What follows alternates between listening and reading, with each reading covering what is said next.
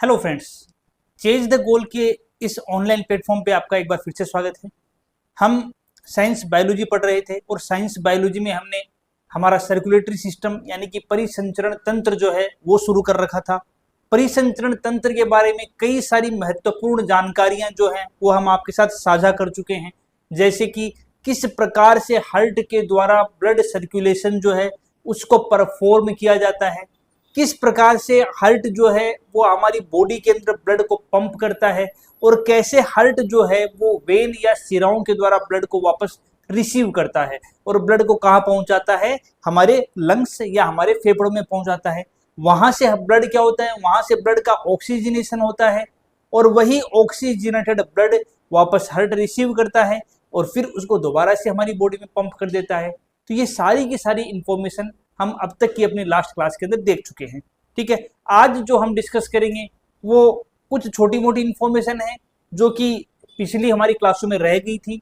बाकी हम बात करेंगे हार्ट के पेसमेकर के बारे में और उसके बाद में हम बात करेंगे कि जो हमारा ब्लड प्रेशर है वो ब्लड प्रेशर कैसे हार्ट के द्वारा डिटरमाइन किया जाता है, कैसे हार्ट जो है उसके द्वारा पंपिंग कैपेसिटी ही हमारी ब्लड प्रेशर को निर्धारित करती है।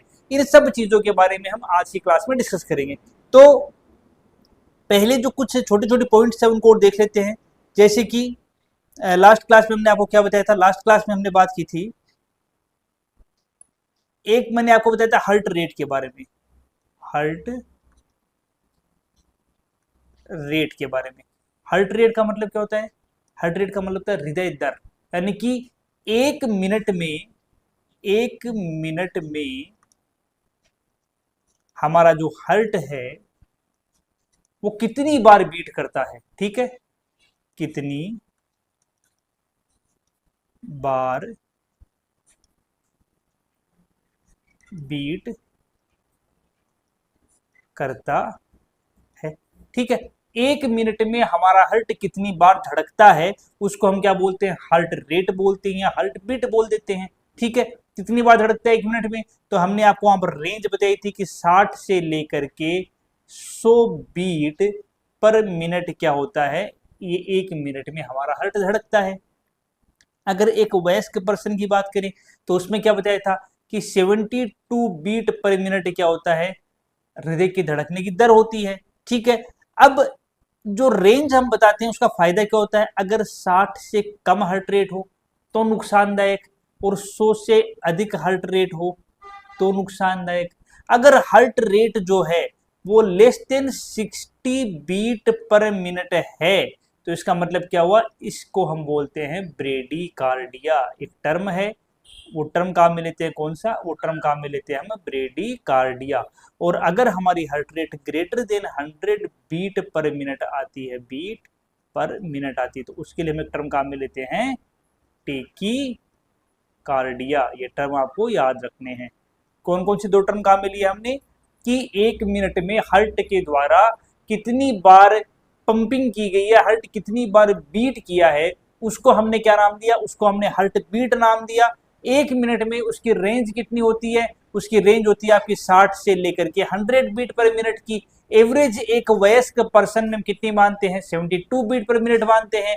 तो अगर हार्ट रेट जो है वो less than 60 beat per minute आती है तो उसके लिए एक टर्मिनोलॉजी काम में ली गई है जिसका नाम क्या है, जिसका नाम है ब्रेडीकार्डिया। और अगर heart rate greater than 100 beat per minute आती है तो उसके लिए जो टर्मिनोलॉजी काम में ली गई है उसको हम क्या बोलते हैं, टेकीकार्डिया। ठीक है, एक पॉइंट ये था जो हम पहले वाली क्लास में हमने डिस्कस नहीं किया था। दूसरा पॉइंट हमारे पास क्या आता है, देखो हमने क्या बताया था कि जो हमारा ये वाला कौन सा पोर्शन है, इसको हम यहाँ से लेते हैं, ये वाला कौन सा पोर्शन है, ये वाला पोर्शन राइट एट्रियम है। ये वाला पोर्शन कौन सा है, ये वाला पोर्शन लेफ्ट एट्रियम है। ये वाला पोर्शन क्या है नीचे वाला, ये वाला हमारा राइट वेंट्रिकल है और ये वाला हमारा लेफ्ट वेंट्रिकल है। ठीक है, राइट एट्रियम क्या खुल रही है ऊपर की ओर से, ये क्या है, एसवीसी सुपीरियर वेना केवा।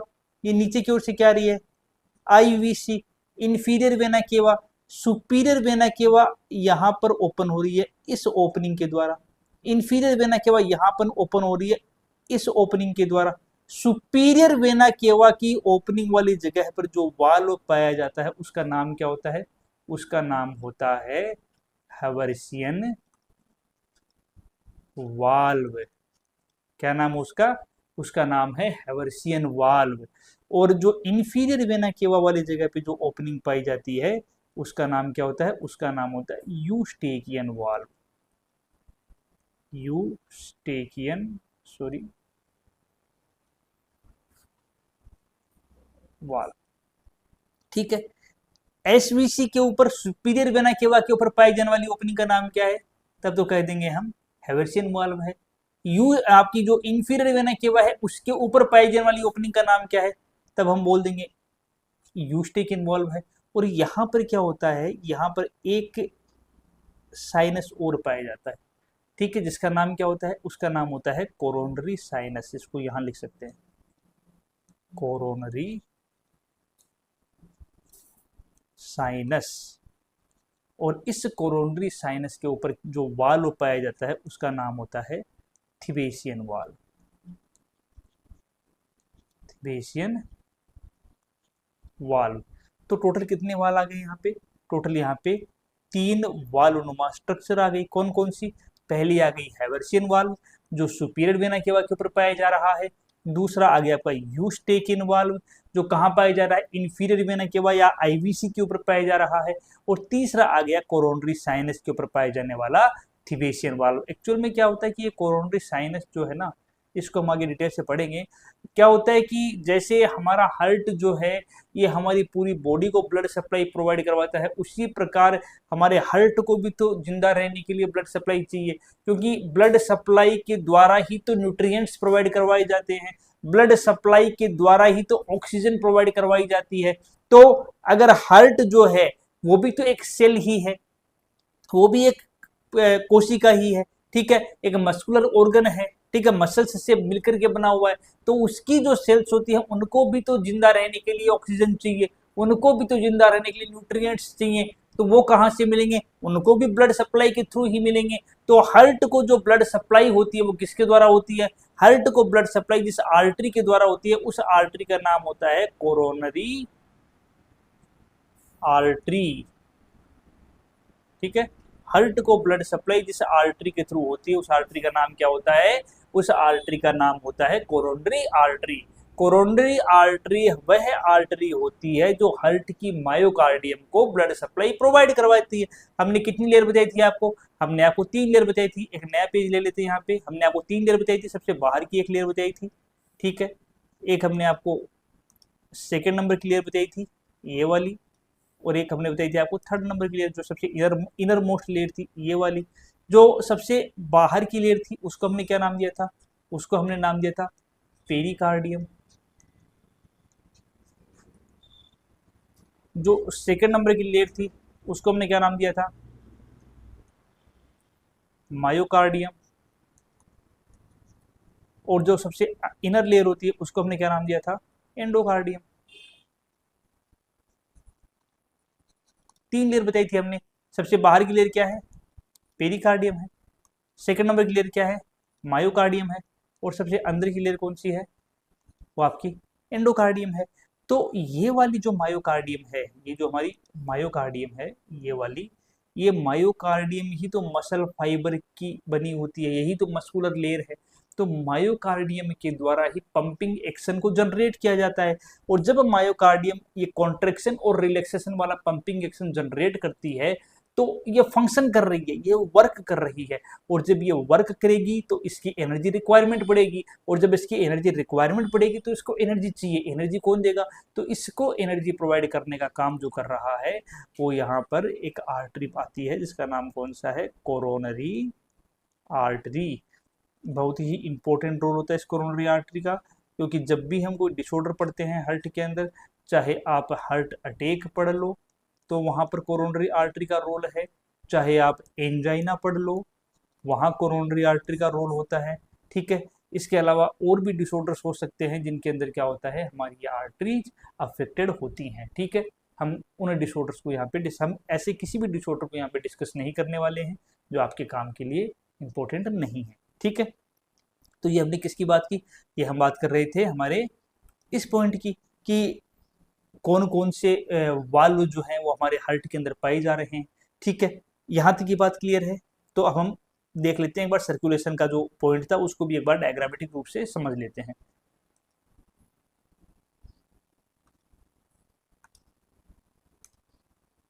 ठीक है, तो ये हमने कल आपको समझाया था लास्ट क्लास के अंदर। ठीक है, क्या बताया था, देखो यहाँ पर मैंने ऑलरेडी डायग्राम में आपको दिख रहा होगा, कल मैंने आपको समझाया भी था कि जो ये ब्लू वाला पोर्शन दिख रहा है इसको हमने क्या बोला था कि इसको हम राइट साइड ऑफ हर्ट बोल सकते हैं, राइट साइडेड हर्ट बोल सकते हैं। और जो आपको ये रेड वाला पोर्शन दिख रहा है इसको हम क्या बोल सकते हैं, इसको हम लेफ्ट साइडेड हर्ट बोल सकते हैं, यानी कि ओवरऑल हर्ट को हम दो हर्ट से मिलकर के बना हुआ मान सकते हैं। ठीक है, अब देखो हर्ट ब्लड को रिसीव कर रहा है, ये वाला जो एरिया आपको दिख रहा है इसको हम बाद में डिस्कस कर लेंगे। ये आप यहाँ से देखो ऊपर की ओर से ब्लड आ रहा है, नीचे की ओर यहाँ से ब्लड आ रहा है, ये ब्लड नीचे आया, ये ब्लड नीचे आ गया, तो ये वाली को ये क्या हो गया, ये एसपीसी हो गई। ठीक है, सुपीरियर वेना केवा हो गई। ये नीचे वाले पोर्शन से ब्लड आ रहा है तो ये हमारी क्या होगी, ये हमारी आईवीसी इंफीरियर वेना केवा हो गई। ब्लड कहाँ पहुंचा, राइट एट्रियम में पहुंचा। राइट एट्रियम से ब्लड क्या हुआ, हमारे ट्राइकस्पिड वाल्व से होते हुए कहाँ चला गया, पल्मोनरी आर्टरी में गया। पल्मोनरी आर्टरी से ब्लड कहाँ जा रहा है, देखो इधर से होते हुए ये हमारे लंग्स वाले एरिया में चला गया। ठीक है, दोनों साइड के लंग्स वाले एरिया में ब्लड गया, ये वाला लंग्स का एरिया होगा। ठीक है, लंग्स में ब्लड जाने के बाद ब्लड का क्या हुआ, प्योरिफिकेशन हुआ। प्योरिफिकेशन होने के बाद ब्लड क्या हुआ, प्योरिफिकेशन होने के बाद ब्लड जो है वो पल्मोनरी वेन से होते हुए कहाँ आ रहा है, ये जो ब्लड है ये पल्मोनरी वेन से होते हुए आएगा। और पल्मोनरी वेन से होते हुए ब्लड यहाँ से देखो ये आ गया, इधर से आ गया इधर। ठीक है, और ये वाली जगह से आ रहा ब्लड इधर आ गया ये। ठीक है, इसको ब्लैक से दिखाते हैं आपको तो जरा दिखेगा आपको। देखो यहाँ से ब्लड जो है वो इधर आ गया और इधर पर लंग से होता हुआ ब्लड किधर आ गया, इधर आ गया। ठीक है, ये कहाँ पहुंच गया, ये लेफ्ट एट्रियम में पहुंचा। लेफ्ट एट्रियम से ब्लड कहाँ पहुंचा, लेफ्ट वेंट्रिकल में पहुंचा। और लेफ्ट वेंट्रिकल से क्या हुआ, ब्लड ऑर्टा से होते हुए ये देखो ऊपर की ओर जा रहा है, हमारी पूरी बॉडी में डिस्ट्रीब्यूट हुआ। और हमने ऑर्डर क्या बताया था कि सबसे ऑर्डर क्या होता है, देखो ऐसे होता है, आउल्टा, आउल्टा से क्या निकलती हैं आर्टरीज, आर्टरीज से क्या निकलेंगी आर्टीरियोल्स, आर्टीरियोल्स से क्या निकलेंगी कैपिलरीज, कैपिलरीज से क्या निकलेंगी वेन्यूल्स, वेन्यूल्स से क्या निकलेंगी वेन्स, और वेन्स क्या बना देंगी लार्ज वेन। और कहाँ चली जाएंगी, राइट एट्रियम में।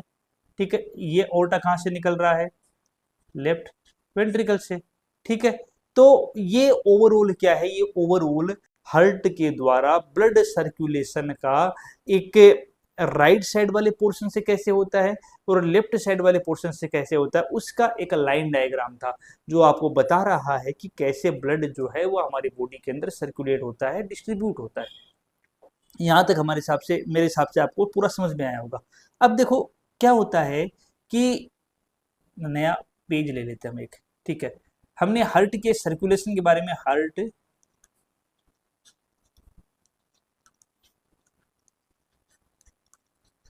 सर्कुलेशन के बारे में तो हमने कंप्लीट डिस्कस कर लिया कि किस प्रकार से हार्ट अपना सर्कुलेशन पूरा करता है।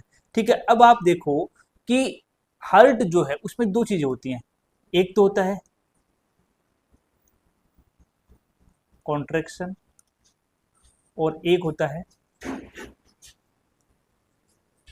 रिलैक्सेशन।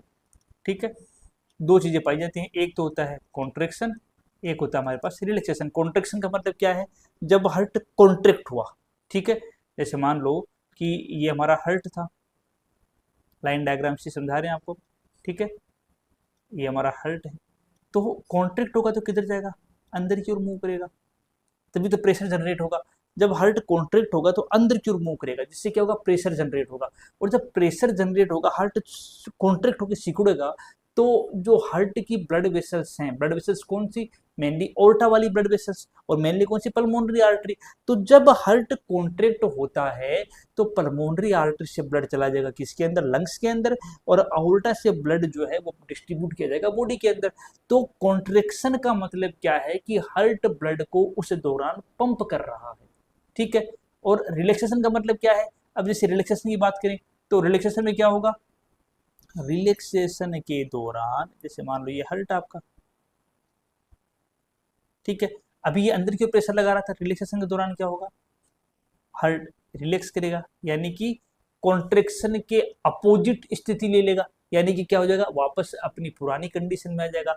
या ये कह सकते हैं कि कॉन्ट्रेक्शन के दौरान तो हार्ट ने ब्लड को बॉडी में क्या किया, पंप किया।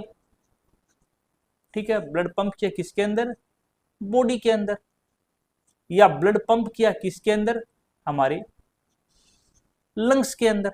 ठीक है, और रिलैक्सेशन के दौरान हार्ट क्या कर रहा है, यह ब्लड को, हार्ट जो है वो ब्लड रिसीव कर रहा है। भाई कॉन्ट्रेक्शन के दौरान ब्लड को जब पंप करेगा तो अब ब्लड जो है वो हार्ट के अंदर से खाली हो चुका है। भाई हार्ट में क्या है, चेंबर ही तो है, टोटल 4 चेंबर हैं, तो चेंबर क्या हो गए हार्ट के, खाली हो गए, खाली हो गए। तो अब हार्ट वापस रिलैक्सेशन फेज के दौरान उस ब्लड को जो कि उसने पंप कर दिया है उसको वापस रिफिल भी तो करेगा। जब रिफिल करेगा तभी तो अपनी अगली फेज के दौरान दोबारा से कॉन्ट्रेक्शन आएगा तो ब्लड को पंप करेगा। तो कॉन्ट्रेक्शन का मतलब है कि जब हार्ट ने ब्लड को बॉडी में पंप किया, और रिलैक्सेशन का मतलब है कि जब वही हार्ट ब्लड को रिसीव कर रहा है। तो कॉन्ट्रेक्शन का मतलब ब्लड पंप हो रहा है और रिलैक्सेशन का मतलब ब्लड रिसीव किया जा रहा है। तो कॉन्ट्रेक्शन के लिए जो टर्मिनोलॉजी काम में लेते हैं उसको बोलते हैं सिस्टोल, और रिलैक्सेशन की जो टर्मिनोलॉजी काम में लेते हैं उसको बोलते हैं डायस्टोल। ठीक है, अगर मैं कहूं सिस्टोल इसका मतलब हार्ट ब्लड को बॉडी में पंप कर रहा है, अगर मैं कहूं डायस्टोल इसका मतलब हार्ट ब्लड को क्या कर रहा है, रिसीव कर रहा है। ठीक है, दो चीजें समझ में आई। सिस्टोल का मतलब क्या है, सिस्टोल का मतलब है कि हार्ट के द्वारा ब्लड को बॉडी में पंप किया जा रहा है, वह कहलाएगा सिस्टोल। और जब हार्ट के द्वारा ब्लड को रिसीव किया जा रहा है वह क्या कहलाएगा, डायस्टोल। या कॉन्ट्रिक्शन बोल दो या सिस्टोल बोल दो, बात एक ही है। चाहे रिलैक्सेशन ऑफ हार्ट बोल दो या डायस्टोलिक फेज ऑफ हार्ट बोल दो, बात एक ही है। अच्छा, दूसरी चीज और बताओ कि हार्ट ब्लड को पंप किस में करता है, आर्टरी में कर रहा है या वेन में कर रहा है। तो सिंपल सी बात है कि हार्ट ब्लड को जो पंप कर रहा है वो आर्टरी में कर रहा है, क्योंकि पंप कैसा ब्लड करता है, ऑक्सीजनेटेड ब्लड करेगा। ऑक्सीजनेटेड ब्लड किस में पाया जाएगा, आउर्टा में जाएगा, क्योंकि आउर्टा का कंटिन्यूएशन ही तो आर्टरी बनती है, जो हमारी बॉडी के अंदर जहां जहां पल्सेशन फील होता है। पल्सेशन कहाँ फील होता है, हमारी आर्टरी, आर्टरी जो होती है उसी में पल्सेशन फील होता है, जो हमारी धमनियां होती है उन्हीं में पल्सेशन होता है। क्योंकि हार्ट के द्वारा जब ब्लड पंप किया जा रहा है तो वह पंप हमारा, वह ब्लड हमारी आर्टरी के अंदर से होकर के पास होता है। ठीक है, बॉडी को जो ब्लड सप्लाई मिलती है वो आर्टरी के द्वारा मिलती है। वेन उसका वीनस रिटर्न या वेन उसका जो वेस्ट सब्सटेंस है या ऐसा ब्लड जिसके अंदर CO2 की अमाउंट ज्यादा है वो कैरी करती है वापस से हार्ट को, और वहां से लंग्स को चला जाएगा। तो जब हार्ट के द्वारा ब्लड को पंप किया जा रहा है तो वह पंपिंग ऑफ ब्लड किस में आएगा, वह हमारी आर्टरी के अंदर आएगा। अच्छा, एक बात और, जब हार्ट ब्लड को पंप करेगा, जैसे मान लो कि इस नीचे वाली लाइन को एक बार इरेज करते हैं, ये वाली लाइन हम हटाते हैं एक बार। ठीक, तो अब देखो जैसे यहां से मैं निकालता हूं आउर्टा, ये है यहां से निकली हुई आउर्टा निकली हुई, ठीक है, इसको लिख लो आप आउर्टा। ठीक है, तो अब ये बताओ यहाँ ये वाला कौन सा वेंट्रिकल है, ये लेफ्ट वेंट्रिकल है, इसी के द्वारा ब्लड पंप किया जा रहा है। तो जब ब्लड पंप करेगा तो ब्लड किधर से जाएगा, इधर से होता हुआ आगे बढ़ेगा ऐसे, और ऐसे होते हुए बॉडी में चला जाएगा। यही तो होता है, यही मैकेनिज्म होती है। ठीक है, तो सीधी सी बात है, यही मैकेनिज्म हम फॉलो भी करते हैं। तो अब लेफ्ट वेंट्रिकल जब ब्लड को पंप कर रहा है आउर्टा के द्वारा बॉडी के अंदर, तो ये वाली जो आउर्टा है इसकी दीवारों के ऊपर, जैसे मान लो हम ये हमने इसको हम थोड़ा सा जूम कर लेते हैं, मान लो जैसे हमने जूम किया इसको, तो ये वाली हमारी आउर्टा हो गई। ठीक है, अब इस आउर्टा से क्या पास हो रहा है, इस आउर्टा से ब्लड गुजर रहा है। ठीक है, ये मान लो ब्लड गुजर रहा है, तो ये जो ब्लड यहाँ से पास हो रहा है, इस ब्लड के द्वारा इस आर्टरी की वॉल के ऊपर भी तो प्रेशर लगाया जाएगा, यहाँ भी तो प्रेशर लगेगा कुछ ना कुछ।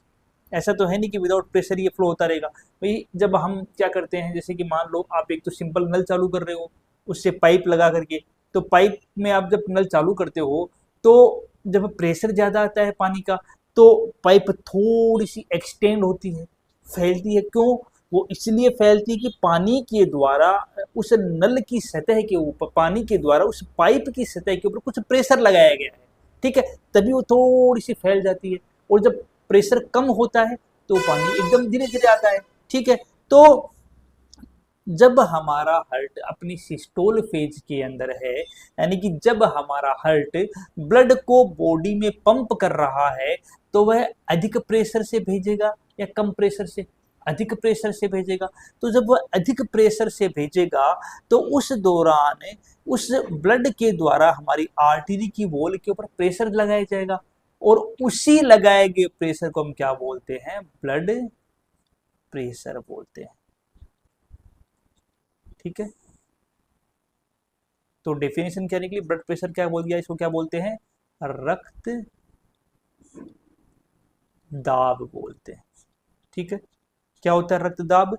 ब्लड प्रेशर की सिंपल डेफिनेशन होती है कि ब्लड के द्वारा आर्टीरियल वॉल के ऊपर जो प्रेशर लगाया जाता है, उस लगाए गए प्रेशर को ही हम ब्लड प्रेशर या रक्त दाब के नाम से जानते हैं, ठीक है। आर्टीरियल वॉल की बात ही क्यों की? क्योंकि ब्लड के द्वारा हार्ट का जो पंप, ब्लड का जो हार्ट के द्वारा ब्लड की जो पंपिंग क्रिया की जा रही है वो आर्टरी में की जा रही है, इसलिए प्रेशर कहाँ एग्जर्ट होगा? प्रेशर भी आर्टीरियल वॉल के ऊपर ही एग्जर्ट होगा। तो डेफिनेशन जब भी हम बीपी की कहेंगे, ब्लड प्रेशर की कहेंगे, वो ये कहेंगे कि हार्ट के द्वारा हमारी आर्टीरियल वॉल के ऊपर लगाया गया प्रेशर क्या कहलाता है? ब्लड प्रेशर के नाम से जाना जाता है, ठीक है। अब दूसरा क्वेश्चन उठ जाए यहाँ से, मैं आपसे ये पूछूं कि ब्लड प्रेशर जो है, जो आपने ब्लड प्रेशर की डेफिनेशन की बात की, तो आप ये बताओ कि ब्लड प्रेशर सिस्टोल में ज्यादा होगा या डायस्टोल में ज्यादा होगा? ठीक है, तो क्लियर कट बात है कि भाई सिस्टोल के अंदर ब्लड प्रेशर ज्यादा होगा डायस्टोल की तुलना में। ऐसा क्यों? ऐसा इसलिए कि सिस्टोल वाली फेज जो है वो कौन सी फेज है? कॉन्ट्रेक्शन की फेज है। इसके दौरान हार्ट ब्लड को बॉडी में पंप कर रहा है, और जब हार्ट के द्वारा ब्लड को बॉडी में पंप किया जा रहा है तो एक फोर्स जनरेट किया जा रहा है, और उस दौरान ब्लड अधिक तेजी से हमारी आर्टरीज की ओर जा रहा है। इसलिए जब अधिक तेजी से जाएगा तो अधिक प्रेशर लगाएगा, और जब अधिक प्रेशर लगाएगा तो ब्लड प्रेशर भी ज्यादा आएगा। जबकि रिलैक्सेशन फेज के दौरान क्या है? रिलैक्सेशन फेज के दौरान हार्ट ब्लड को रिसीव कर रहा है, और जब हार्ट ब्लड को रिसीव कर रहा है तो कंपेरेटिवली प्रेशर क्या होगा? कम होगा। इसीलिए सिस्टोलिक प्रेशर जो है वो हमेशा डायस्टोलिक प्रेशर की तुलना में क्या होता है? ज्यादा होता है। अच्छा, अब फिर दूसरा सवाल, सर सिस्टोलिक प्रेशर कितना होता है? तो आप देखते होंगे 120/80 ये आपको लिखा हुआ मिलता है, ठीक है। 120 क्या है? 120 सिस्टोलिक प्रेशर है। 80 क्या है? ये आपका डायस्टोलिक प्रेशर है, ठीक है। इसका मतलब ये हुआ कि जब हार्ट ब्लड को बॉडी में पंप कर रहा है, या कौन सी फेज में है? सिस्टोलिक फेज में है, तब तो ब्लड प्रेशर 120, और जब हार्ट ब्लड को रिसीव कर रहा है, यानी कौन सी फेज में है? डायस्टोलिक फेज में है, तब प्रेशर कितना हो गया? 80। तो ये क्या होता है? ये हमारा ब्लड प्रेशर होता है। डेफिनेशन क्या होती है? जब हार्ट के द्वारा ब्लड पंप किया जा रहा है तो उस दौरान हमारी आर्टीरियल वॉल पे, या डायरेक्टली बोल सकते हैं कि ब्लड के द्वारा हमारी आर्टीरियल वॉल के ऊपर लगाया गया प्रेशर ही क्या कहलाता है? ब्लड प्रेशर कहलाता है। दो टाइप का होगा, सिस्टोलिक, या जिसको कई बार हम दैनिक जीवन में क्या बोलते हैं? ऊपर वाला। ऊपर वाले का मतलब क्या? सिस्टोलिक, मतलब जब हार्ट ने ब्लड पंप किया है। दूसरा क्या बोलते हैं? डायस्टोलिक, जब हार्ट ब्लड को रिसीव कर रहा है। सिस्टोलिक कितना होता है? 120, डायस्टोलिक कितना होता है? 80। तो ये क्या हो गया? हमारी ब्लड प्रेशर की बात होगी। अब यहाँ पे कई कंडीशंस आती हैं, यहाँ पर कई पैथोलॉजिकल कंडीशंस आ जाती हैं कि हाइपरटेंशन क्या होता है, हाइपोटेंशन क्या होता है, बीपी के बढ़ जाने को हम हाइपरटेंशन बोलते हैं, बीपी के कम हो जाने को हम हाइपोटेंशन बोलते हैं। तो वो सारी चीजें हमें बस इतना जानना है कि जब किसी पर्सन का बीपी बढ़ जाए, यहाँ देख लो आप कि जब किसी पर्सन का बीपी जो है वो बढ़ जाए तो उसके लिए कौन सा टर्म काम में लेते हैं, उसके लिए टर्म काम में लेते हैं हाइपरटेंशन, हाइपरटेंशन। और जब किसी पर्सन का बीपी कम हो जाए तो उसके लिए टर्म कौन सा काम में लेते हैं, हाइपोटेंशन। ठीक है, बीपी का ज्यादा हो जाना हाइपरटेंशन है, बीपी का कम हो जाना हाइपोटेंशन है। हमारे लिए इतना ही जरूरी है।